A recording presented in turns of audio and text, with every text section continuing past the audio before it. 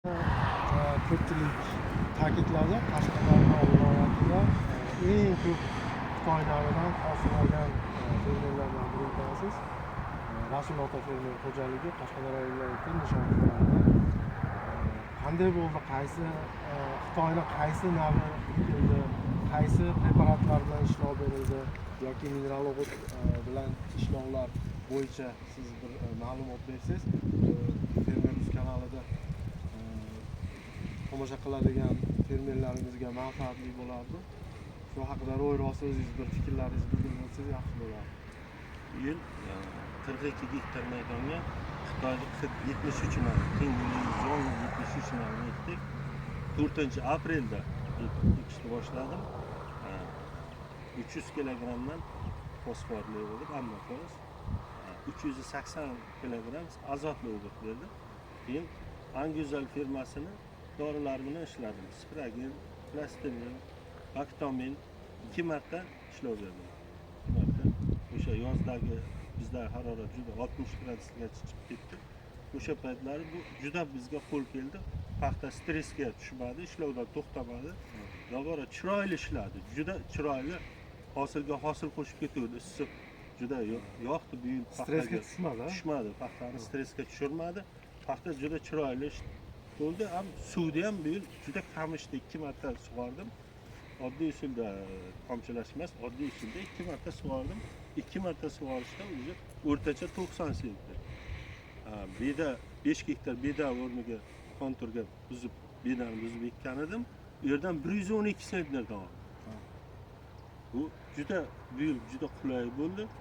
Navam erta pishar ekan. Hozir 26-sentyabrda o'zi paxtani 2 marta terib yakunlab g'allani ekdim. Hozir g'alla ham juda chiroyli. Rossiya Bagrat navini ekdim. Bu Rossiyadan olib kelgan ekan, Samarqanddan oldim. O'sha juda chiroyli rivojlanyapti g'alla ham bu. G'allani ham qancha erta cheksangiz o'zimizda tuplashi juda chiroyli tuplagan. Endi Xudo xolasa yana ishlovlarni berib bundan keyin g'allani ham nasib bo'lsa 100 dan baland olishni mo'ljallab turibman. O'tgan yil 80 ga oluvdim, bu yil 100 dan baland olishni mo'ljallayapman. O'sha bug'doy o'rniga ekilgan paxta 100 sentnerda oldimi? Bu yil 100 sentner bo'ldimi? Bo'ldi, ha. Juda qulay bo'ldi bu. Bug'doy o'rnidagi ham faqat o'tgan 5 yildan beri paxta ekadigan joyim sal kamroq berdi, 72 sentner.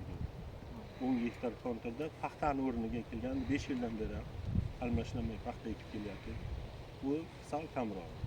Lekin bedani o'rni, g'allani o'rni juda chiroyli bo'ldi. Chunki hozir karantin agentliklarida ishlaydigan rahbariyat ham sizni aytishdida, hozir Rasul ota fermer xo'jaligi keladi. Juda zo'r bo'ldi, Qashqadaryoda rekord qo'ydi deb hozir sizni kutib turgandim, shunga ma'lumotlarni eshitmoqchiman. Daromad ham shunga qarab juda zo'r bo'ldi. 378 tonna o'zimga ishonmadim.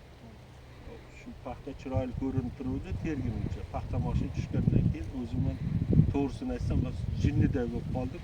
Hayron qoldim. Bunday paxtani men o'zi ko'rmaganman. Buxoro navlaridan olganman, 47 sentnergacha olganman.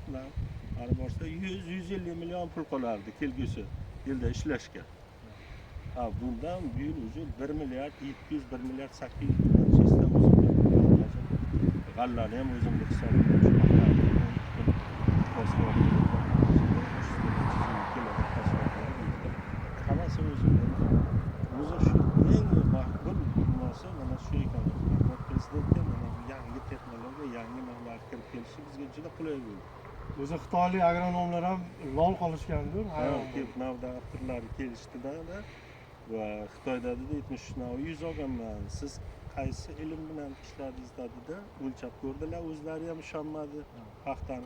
Paxtani bo'yi 1.60 gacha bordi, to'yli hosil. O'zlari ham hayron qoldi, bo'lishi mumkin emas. Qaysi boshqa ilm ishlatgansiz, nimadir qo'llagansiz dedilar. Shu sababli mana hozir fermerlarimizga aytmoqchiman. Akamiz va Rasul ota fermer xo'jaligi rahbari aytishicha, uyg'unlashgan holatda ishlov berilgan. Ya'ni mineral o'g'itdan ham qismagan, biologik, mikrobiologik preparatlar bilan ham, ya'ni shu plantasin, sparagin, baktamin, oxirgi 3-etapda qila olmadim dedi. 2 etap qilingan 100%. 3-etapda maxi plant bilan bular g'o'za ekinlari zich ekilgan, Xitoy navlari zich ekilishi sababli maxi plant bilan albatta ishlov berilishi kerak edi. Chunki ko'saklar mayda bo'lib qoladi zich ekilgan paxtada. Shu sababli maxi plant bilan ishlov berilmagan. Lekin shunda ham agar shu hosil berilganda hozir aytmoqchi 100 sentnerdan kam bo'lmasdi deb. Endi hozir real holatdagi hosildorlik 90 qancha dedingiz? 90 sentner. Bu juda katta. Bu nafaqat Qashqadaryo viloyatida, respublikamizda ham bunaqa hosildorlik juda kamdan kam uchradi. Biz mana vodiy viloyatlariga ham bordik. Savay-Ko'rkini Qo'rg'ontepa tumani, Andijon viloyati. Savay-Ko'rki fermer xo'jaligini ham fermerimizda ekishdan hosilgacha doimiy ko'rsatib bordik. Bu yerda Ksinbuzo 78 naviydi. Bu yerda ham 71 sentner bitta maydondan 11 gektardan 71 sentner. 69 sentner ikkinchi ikar maydonidan hosil bo'ldi. Lekin ular yonida hozir mana akamiz o'sha aynan beda o'rniga ekilgan maydon 90 sentnerdan ortiq berdi deyapti. Bunga sabab albatta o'sha bedani ildizida yashaydigan, simbioz holatda yashaydigan Azotobacter chlorophyllum bakteriyasi hisoblanadi. Aynan bu o'sha biz ishlab chiqaradigan Baktamin preparatini, biostimulyatorini tarkibi aynan shu Azotobacter chlorophyllum hisoblanadi.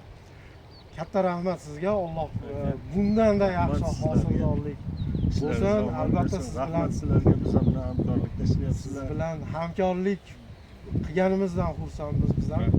Xudo xohlasa bu faqat o'zingizni ichingizda qolib ketmasdan bu fermerimizni tomosha qiladigan fermerlarimizga ham manfaatli bo'lsin degan maqsadda bu kichkinagina suhbatni tashkil qildik. Katta rahmat sizga ham. Salomat bo'ling. Fermer boy bo'lsin, doim cho'ntagi to'la pul bo'lsin. Shu bilan mana davlatimizga ham foydasi tegsin. Xudo xohlasa bundan-da katta xirmonlar tilayman. Rahmat.